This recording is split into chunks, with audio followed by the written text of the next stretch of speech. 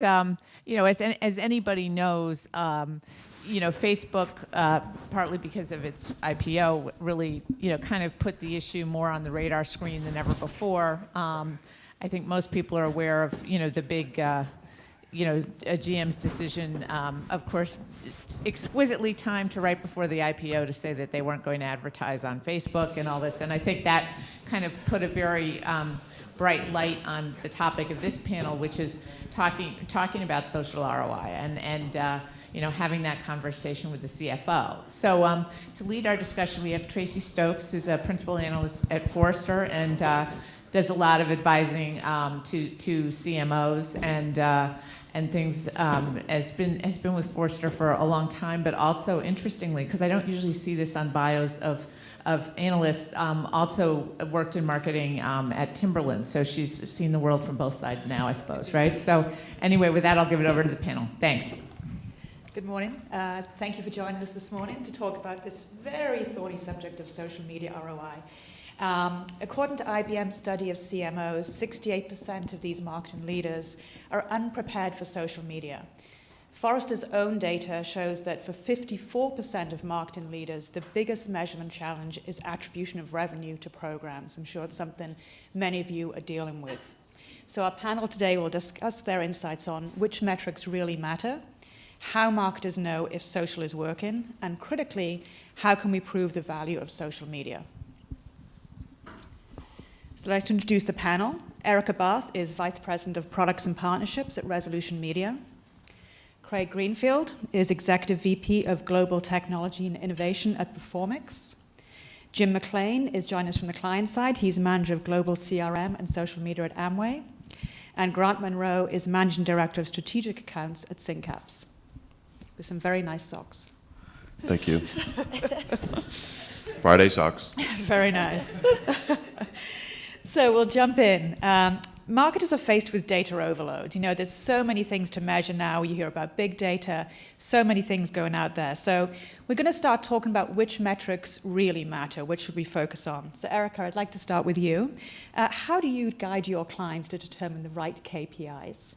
Right, so we're looking at it in a couple different ways. One is obviously what is the objective at hand. So the metrics that we're going to look at if they're trying to drive awareness versus engagement are going to be very different. We're also talking to our clients a lot about bringing together the different silos that often happen in social media between their owned assets, their paid media, and what's happening from an earned perspective, because we're really seeing a convergence there. You'll see this whether it's Facebook or Twitter or a video asset you have. The actual owned content is what becomes the ad unit, and we're also seeing it as those assets are starting to show up on the search results page as well. So we really think it's important that to understand the total effectiveness of your social programs, you need to look at it in aggregate and not in those individual silos. Great. And how do you tie that back then to what they're trying to do with the business? You mentioned at the start that was sort of a key part of it. Right, yeah, so it really depends on what they're looking to do.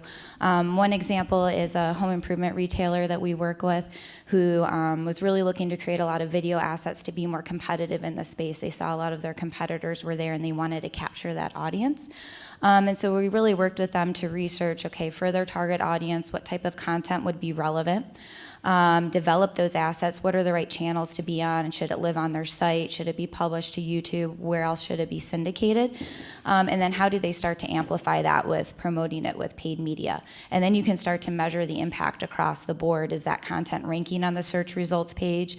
How many views are you getting across those channels? Is it engaging in terms of how long they're watching the video? Are they commenting? Are they sharing?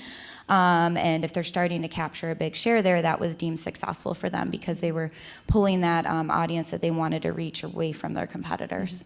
So for them, it was a competitive move. Exactly. I think a good point there is at the very onset, you talked about the objective behind it. And I think social media is now evolving away from just sitting in the marketing silo to really being a good tool that the business can use to meet their core objectives. So in your introduction, you talked about incremental revenue lift. So if that's something you're really focused on and you're running a campaign specific to sales, I think the actual KPIs and measurement that fall out of that are relatively straightforward. I think the hard part within the organization is for people to actually agree, what they're actually trying to achieve with this channel. And the focus of shifting away from a channel to shifting to the customer and understanding the impact to the customer across all these departments is really, really important. That's a perfect segue into my next question for you, Grant, which is that, social touches so many parts of the organization. As you mentioned, it's not just within marketing, it's customer service, it's sales, it's retail, it's merchandising. How do you get, it's difficult enough to get alignment within one department. How do you get alignment on metrics across departments? What are some of the things that you've done? Yeah, it's funny, anecdotally, SIGCAP is working with Amway, and that's a big challenge that we have there. The first thing that we fundamentally need to do is get alignment on the nomenclature around the metrics within social. People have their own interpretation and their own definitions of what matters to them, given their own particular frame of reference. I think the KPIs within an organization kind of fall out nicely as they're created. So HR, IT, marketing will have their objectives that roll up to their own business objectives. So social media should be looked at as a way to basically complement those metrics and aligns everyone against that same goal. Yeah, let me just kind of add to that since you mentioned our company. That seems fair. We're a very global company, and we work a lot. I have the pleasure of working with many colleagues across the world, and the nomenclature, the definition of the metrics is something that we work on consistently. And so when people think about just sharing just the most basic metrics, that has different implications across different regions of the world. And to get alignment on those definitions so you can have a conversation that is pretty intellectual around the value of social media, that in and of itself is a substantial undertaking. So we're constantly working with our team, my colleagues around the world, to make sure that everyone has a baseline understanding of what that means. Okay. I would just add that the number of stakeholders and agency partners that are involved in that process is incredibly large. And so we've been working with a lot of our clients to create consoles where we bring everyone together and facilitate a discussion around what are those shared norms and metrics and dialogue so that you can get away from what is a single metric, but what is the objective and measurement strategy, and then how can we align that globally? Because clearly in markets like China, very different social platforms and norms for how they engage on that front than in the rest of the world. And so just bringing everyone together we found to be a very successful technique to facilitate that dialogue. Right. And to that point, we have what we call our SMBC, and that's our Social Media Business Council. And we meet on a monthly basis where we get together with our affiliates, with the different markets and regions, and we have those discussions. So we are somewhat aligned on the types of discussions. From a corporate standpoint, where kind of my chair resides over in Grand Rapids, Michigan, we tend to facilitate that meeting, and we try to tease out those best practices from the regions and then allow us to repurpose those in other parts, because that the ability for us to duplicate great work in different parts of the world is very, very helpful for us. So that's kind of on the affiliate side. Internally, we also have a corporate SMBC where we just work cross-functionally with our corporate teams to make sure that we're fully aligned as relating to different functional groups. Did you find you had to restructure to put that in place the way your internal organization worked? No, it's basically a volunteer board. and that's one of the things that we're really working on is how do we embed social media participation and their role on that SMBC into their performance objectives. And we've been trying to do that, it seems like for the past 18 months, because again, somebody had mentioned, you kind of manage what you measure. And if those individuals have different type of meetings that trump maybe the objectives of the SMBC, we tend to see a little bit of spotty attendance. But we really work on it, and everyone realizes that social media is just an outstanding opportunity for our company because it is kind of the core of who we are, is just social interaction. And sort of on that, so I'm hearing setting the objectives obviously is key to start with, and then it's the discussion as much as anything that's critical to sort of getting everyone together. So it's not just publishing, okay, these are the KPIs. It's really bringing everyone together. Jim, if you can talk a little bit more about, what are the steps you took within the organization to sort of try and get everyone aligned around the KPIs? Yeah, and we take those steps all the time. I mean, right now it's kind of funny because earlier this week we had a meeting with just our community managers around the Amway brand itself. And that particular meeting, we are introducing new metrics to that. And you can tell just from the kind of the interaction of the room, if they're understanding those. And so we know where we have to put the work. If we're hearing crickets, in the meeting, that's a flag that we, haven't really socialized those definitions and how we can use those metrics to guide the business. So really having that face-to-face interaction too, emails and even phone calls. I mean, it's difficult in a global organization to get everyone, but if it's video, it can be very beneficial just to really see what people are doing. That's correct. Yeah, I mean, to that point, I think learning new things is generally hard. And in a big organization where people have been working for a long time in a traditional channel, when they learn things that don't immediately resonate, their point of reference almost requires them to discuss that and negotiate that. And a lot of the interesting discussions we've had, especially yesterday, around paid, owned, and earned, what you start to see is people who come from a TV background are pushing, the GRP, and people coming from a digital background are pushing something else. But the reality is, social in particular, especially the earned channel, touches on so many different areas, so many different components of that purchase funnel, that nailing it down to a one metric is like that silver unicorn that just doesn't exist. Right, exactly. So I'd like to switch gears a little bit. Just staying on the metrics topic, but a different one. So probably the most frequent question we get from our clients when it comes to social is, what's the value of a fan? And so there's a lot of different opinions on that. Is that a good measure? Is that a bad measure? So Craig, I'd like to talk to you about, tell us about, what do you think about, is that the right question that clients should be asking? I think the right question is, what is it about my brand or product or service that really creates value for participants, customers, and prospects? How do we address unmet needs and wants?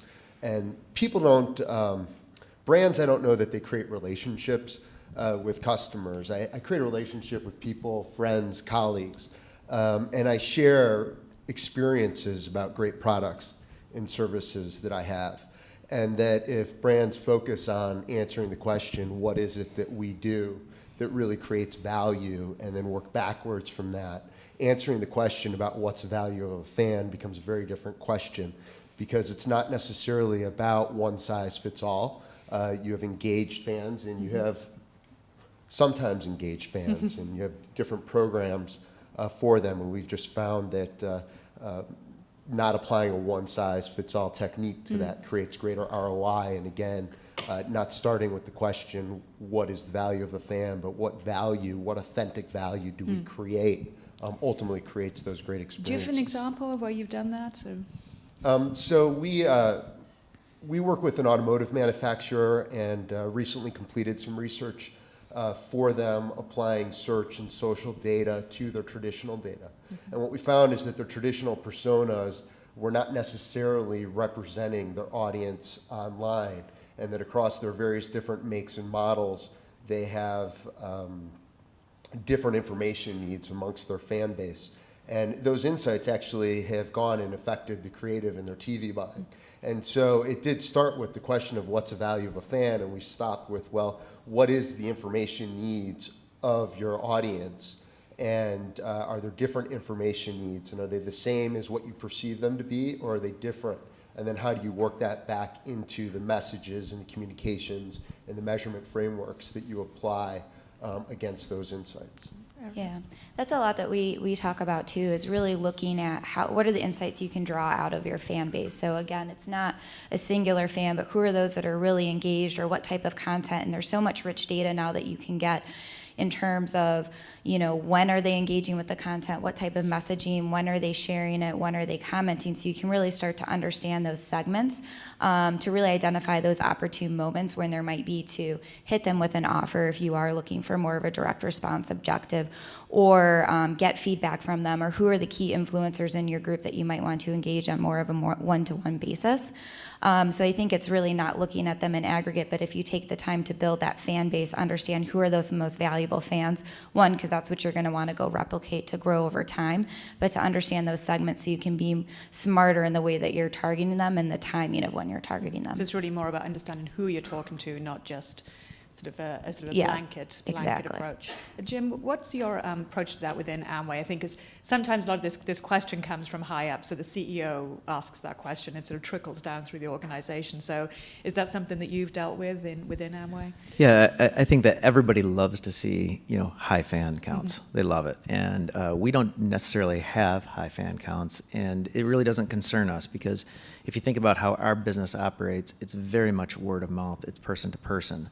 So each of those individuals who are fans, who are interacting with the content that we place on our Facebook pages, we know that they are very influential in our organization.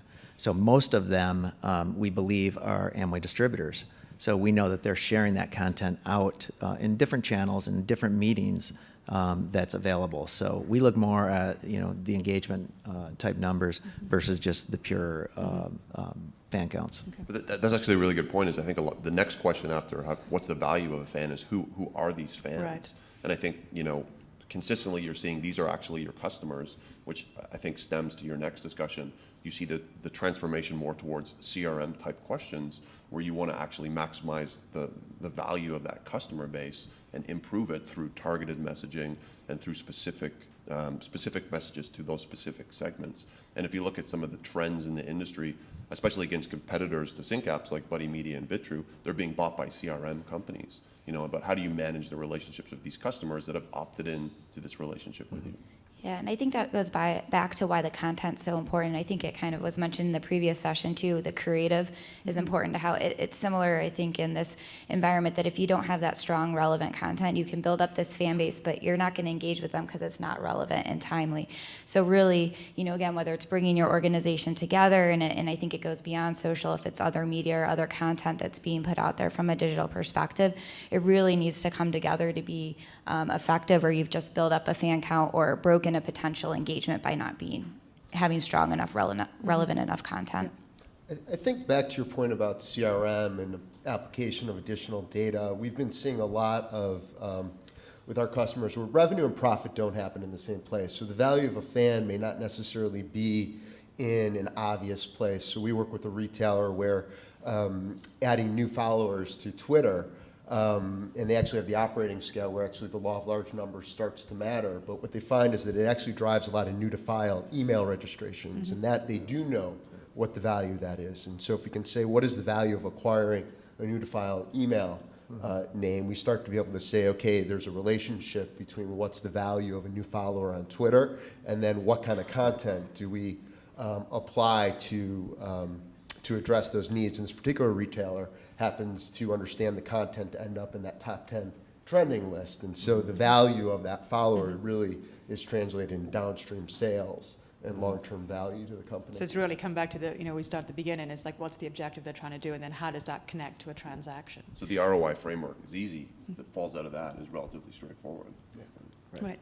All right, let's get to the meat of this question. So, Grant, I'm going to put you on the spot. And so you're in front of the CFO or a CEO of a corporation, and they want to know what is the ROI of social media. How do you answer that question? Yeah, obviously it's a very difficult question to answer, and thank you for selecting me to answer. You're welcome. And it depends who your CFO is and what they're interested in. So anecdotally, we worked with a loyalty company. And a loyalty company has a lot of advantages because it can identify consumers with a singular number and then link transactions and behaviors to that number. So they were running a program through their social channel that incented collectors to add their number to this Facebook page. When they did that, and it was for a promotion or a contest, when they did that, they linked the Facebook identity to the actual transactional identity. So now you've got these two mappings of social behavior with transactional behavior, so what you're buying. And then they did some analysis against a control group and pre and post over a 6-month period, and they saw incremental purchase lift for most of their socially engaged fans. Specific to certain demographics, younger demographics were much higher to respond, so you could then quantify the average aggregate value incrementally in terms of sales that you're bringing to the CFO. That made sense. That got him really excited. He's like, oh, I like you. But when you talk about Facebook fans, this guy was kind of old school. You talked about Facebook fans, they're unable to make that connection. And if they're unable to make that connection, you know, they may give you lip service and say, yeah, that's great, good work, keep it up. At the end of the day, that's not going to justify, that's not going to help them make a business decision to increase top line or reduce bottom line. So to build on that, there's, the conversation between the CMO and the CFO. It's, the CFO doesn't take kindly to, what they call the soft metrics or the fuzzy metrics, even like brand awareness, or it's not viewed as real. How do you translate that to dollars? What are some of the other things that marketers should focus on in terms of when they're communicating back results? And then the corollary to that is like, what should they not talk about that's really going to sort of set the back? Yeah, I mean, I think the whole fan count thing is, it kind of diminishes what we're trying to do in the industry. And you talk to anyone who's on the retail analytics side, they'll actually laugh. So yeah, that's kind of funny that you're tracking that. I think fundamentally, it's how you're activating that base. So, it always goes back to engagement. If you're incenting people to fan your page and you're not actually giving them something to talk about, it's not worth that much. And I think the panel that was up here yesterday with the teenagers really put that forward. And we were talking about it. They said, we sometimes like brands, but we don't get a lot of information. They just kind of push stuff that isn't interesting. And that's human nature. You're not having a conversation in the social environment. So they're not engaging, but they're fans. Is there actually any value to that? Right. And Jim, within the corporations, I'm sure you have those discussions with your teams there. Sort of, what are some of the conversations you have, or where do you focus? Yeah, the one thing that we look at in ROI, as far as like linking it directly to conversion to a product, we're not there yet, and to follow that path all the way through. But we think of ROI more as the reduction of investment. And as we are look from an enterprise standpoint across the globe, we know that there's pockets in markets around the world that are investing in social media. So it's our role, I think, as an SMBC team, and in my role specifically, to make sure that those investments are as efficient as possible. So if I have Japan and if I have South Korea and they're investing heavily in social media, but we're not drawing that back into the corporate, we could have duplicate spends. And so what we try to do is really streamline that and make sure that the spends that we are making in social media on platforms, whatever that may be, are aligned, and that we get as much economies out of it as we possibly can. So that has proven to be a pretty good story for us, is let's try to not centralize it, but let's align on it globally and reduce those costs as much as we possibly can. So it's really about driving efficiencies and sort of pulling money out versus necessarily seeing what the return. Correct. And as we build campaigns, we try to look at what's coming through the product pipeline, and we build our applications that have global appeal to them, or at least the framework of that campaign can have global appeal, so it can be reused. So we're not duplicating each of those campaigns in different markets. Great. And so Craig, building on the optimization piece, that's also a common, what we've seen is a big focus for marketing leaders right now. Budgets are tight in this economy, and it's really about how do they make sure their spend is effective. So how do you maximize your social spend and make sure it's working? What are some of the things that you've seen there? One of the big questions that we've been talking about and having discussions with marketers is, how do we move from optimizing for value versus optimizing for reciprocity as defined by the participant. And so we think a lot about that entire user experience, and how do we apply quantitative and qualitative measures to answering that question. And so one marketer that we're talking with is about, how do you think about in a simple way the Net Promoter Score, and how do you get through a shopping experience and different shopping experiences and ask questions of folks who make it through that to understand, did we actually create value? Or how do we, another example, how do we amplify user stories and insights that come out of social to actually affect that user experience and create great experiences? And I think there's recently an example that's great, where in The Onion they were making fun of Tide, and then very quickly that became videos that took on a viral sensation. And that's example of how that listening and taking that user story and then amplifying it really created value for participants. And so that's something that's worth sharing, as opposed to other techniques that people are experimenting with, where not as impactful or effective.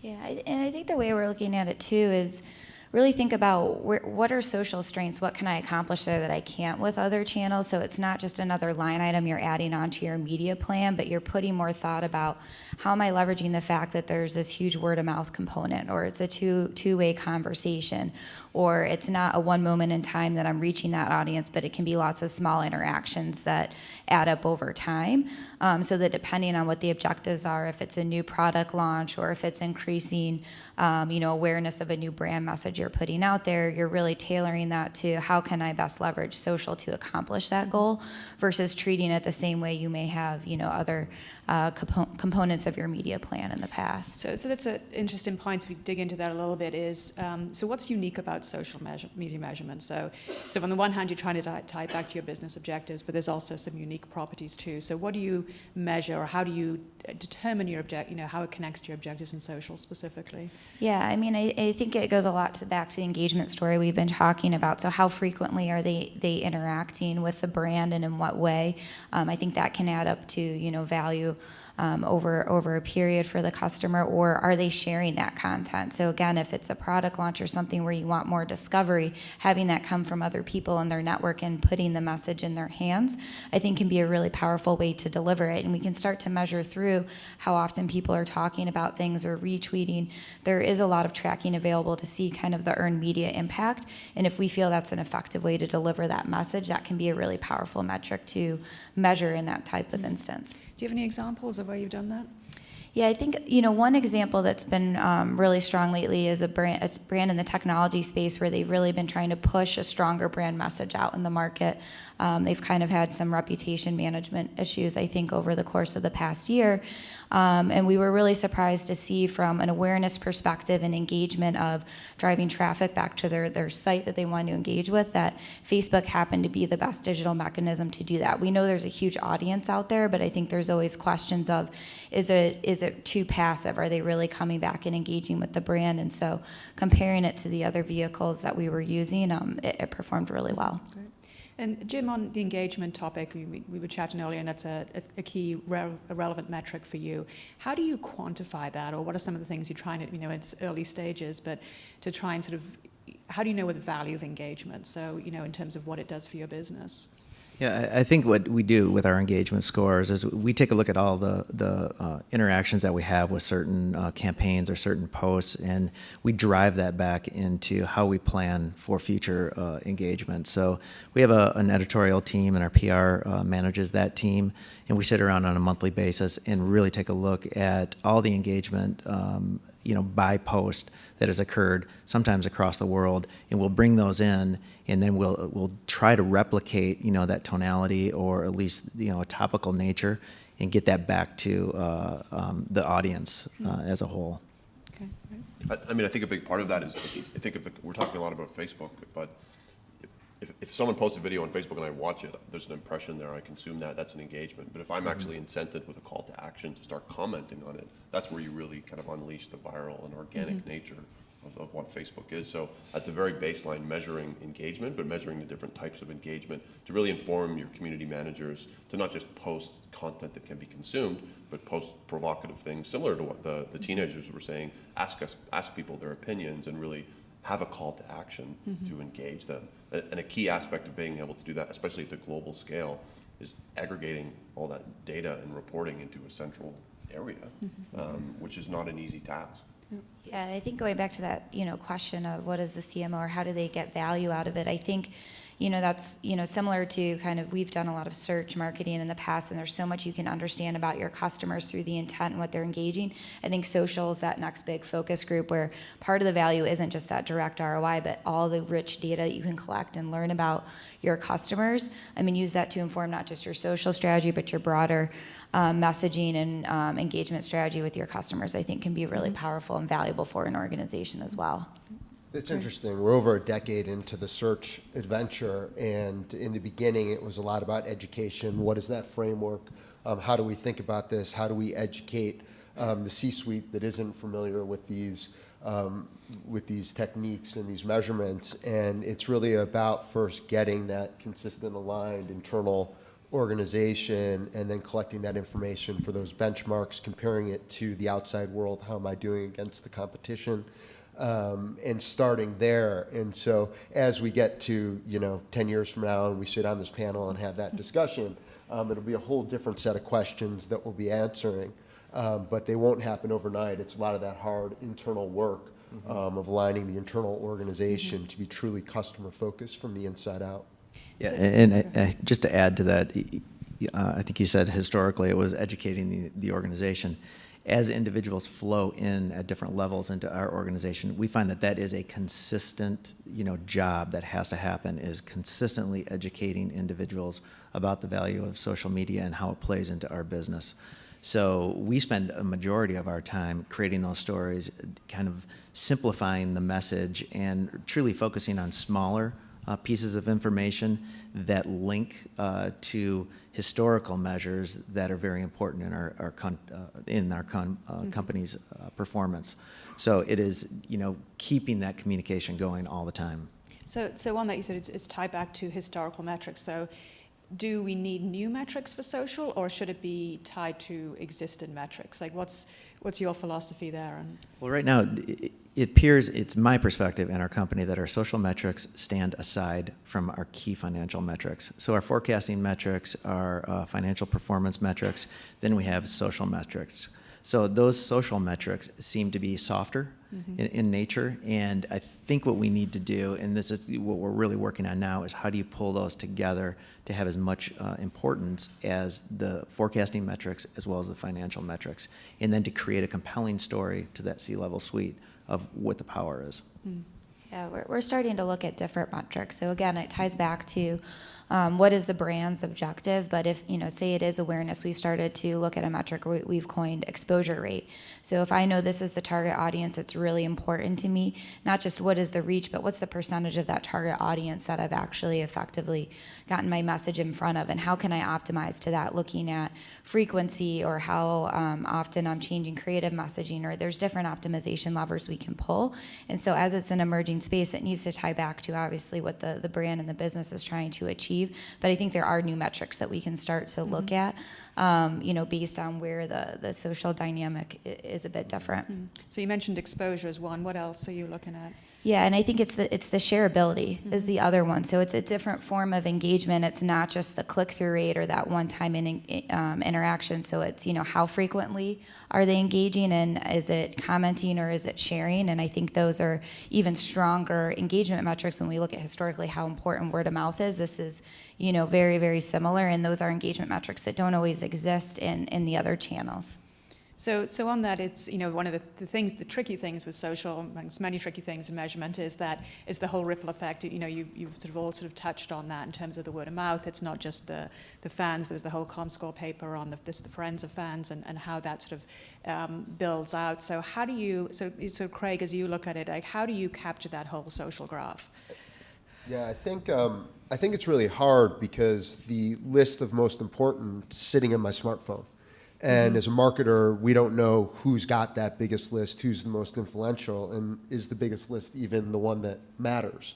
And so I think that there's a lot of ways of looking at it, but it all comes down to what are my information gaps, and how do I think about it from historically segmentation, targeting, positioning to a very large audience to from the bottom up segmentation, targeting, positioning, and understanding those users, and then going out from the other direction. And what I think we'll find is that those small numbers will become very big numbers over time, and the gap is the bridge between those soft and those hard frameworks. Yeah, I think the social context, we're starting to see glimmers of how important that can be. And I know Google Plus gets a really bad rap, but their strategy that they're taking is kind of interesting of, we're not going to try to monetize within the Google Plus world. We want to take that context and show it on the search results page when someone is actually actively looking for someone, in more of a hand raiser versus that passive environment. And even the small things Google's done there with the annotations of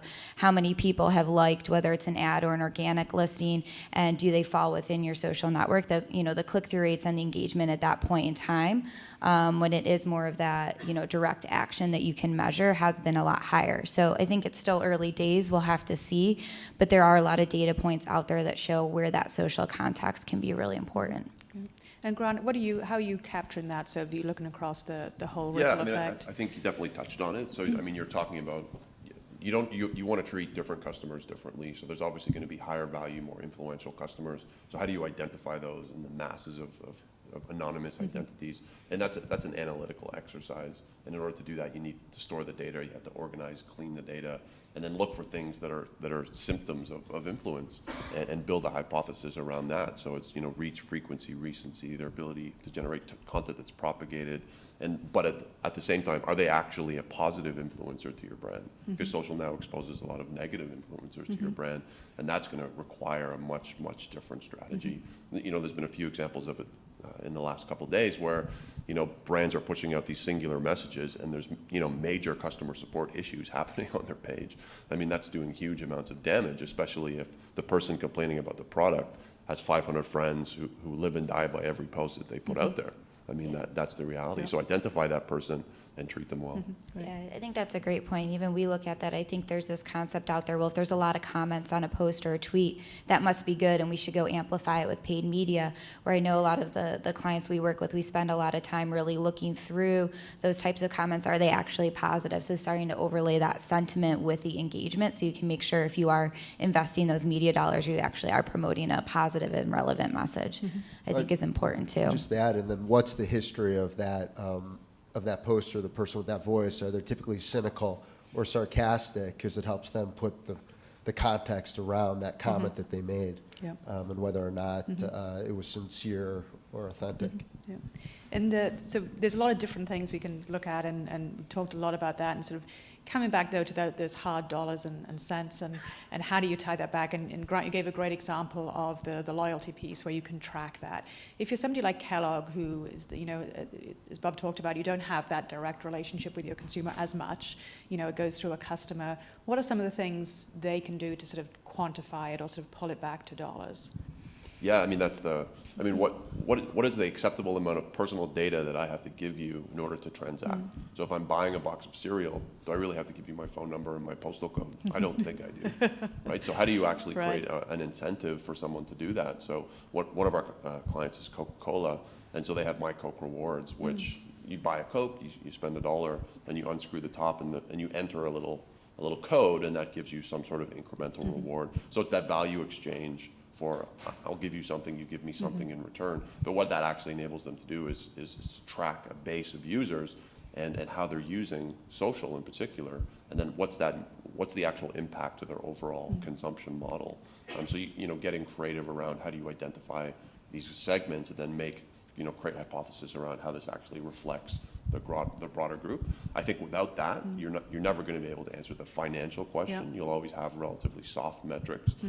And you may or may not believe them, but at the end of the day, until you can make that hard linkage and convince the analyst sitting in front of the spreadsheet, then there's going to be skepticism. Right. Yeah, and that's a great example of how you can, even with an indirect relationship, create a connection with value. But you have to exchange the value. Right. Yeah. And do you have those ROI questions? And do you get taxed with that at Amway, Jim? We get those questions all the time. I would imagine. And how do you answer them?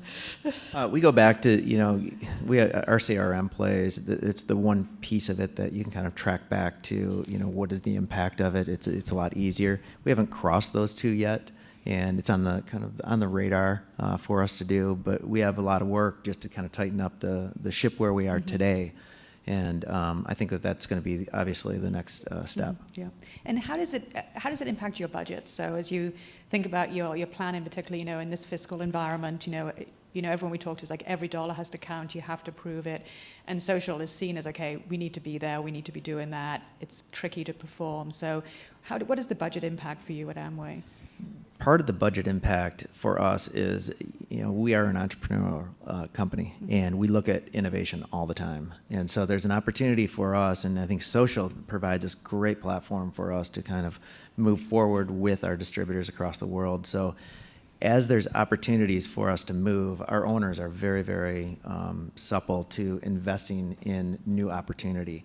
But what we need to do is have this track record. And of course, I talked about that communication plan with really key examples to get us there. What we found effective is really to create that burning platform. And we try the best that we possibly can to lead in the direct selling space, and we don't want to jump behind at all. So we're kind of on the cutting edge thinking what is going to be that next play, what tools can we provide our distributors to move forward in the space. And then if we can make that sound business case, we typically will get that investment. Great.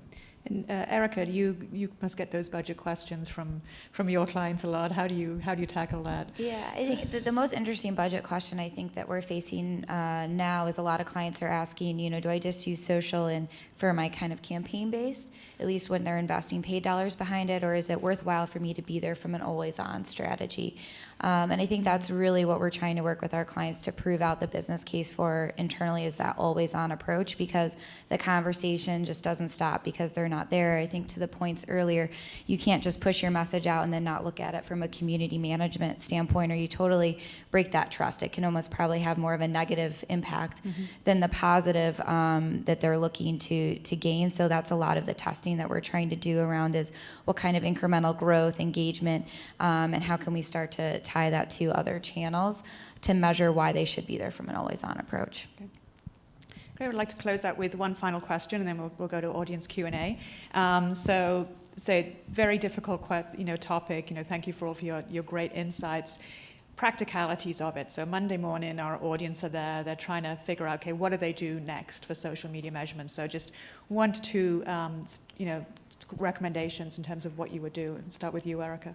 Yeah, I think, don't try to boil the ocean all at once. If you're one of those, if you've really been just focused on fan acquisition, we started working with our clients, okay, let's just take the next step. Let's start to see who are our most engaging fans, how often, when, what messaging, so we can be smarter around the content we're developing. And then if you can start to segment your audiences based on understanding that, then you'll find those opportune moments to start to take them to the next phase in the customer journey. Great. Craig?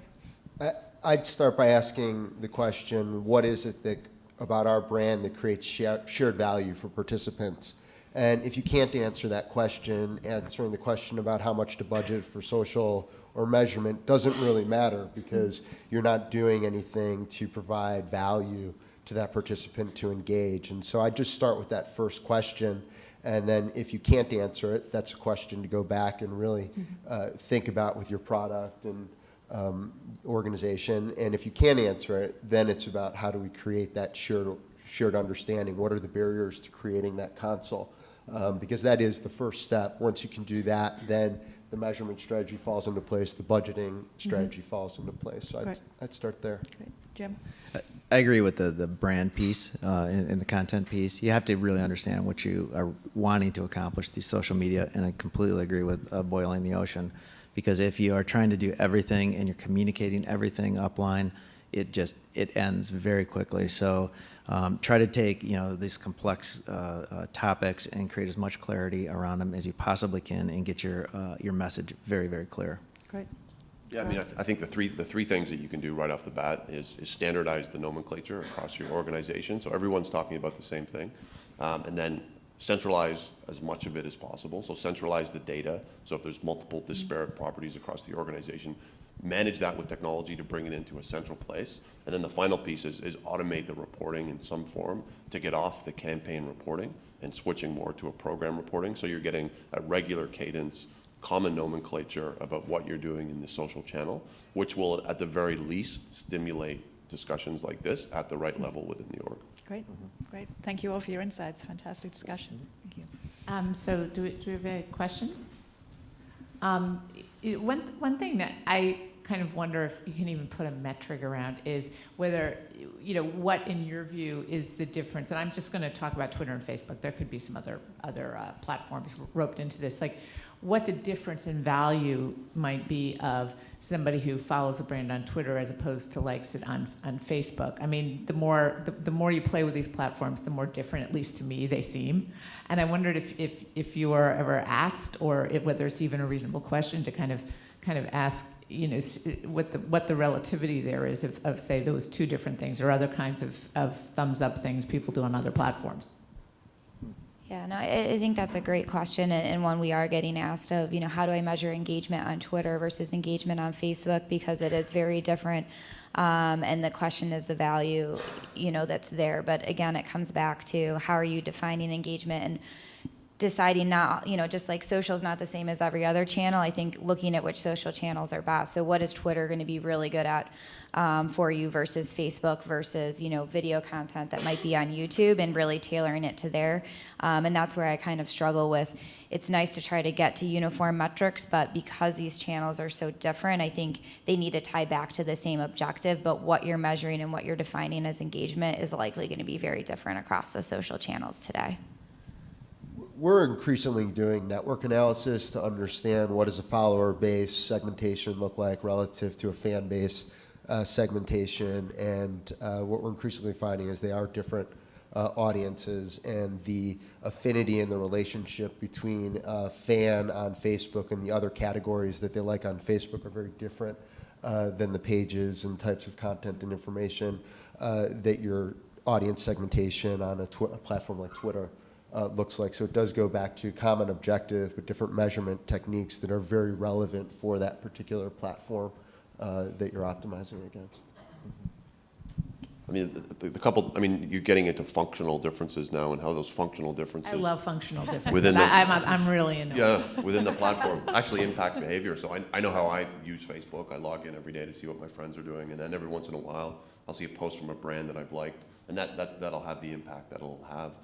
It's much more intimate. It's a much different environment than Twitter, which is much more real time. So analyzing the featured differences relative to how your customer is engaging with that, not necessarily engaging with you, to start to quantify the impact. So, Jim, did you have That's something? good. No, you're okay? Okay, good. Well, thank you very much, panel. And please give them a round of applause.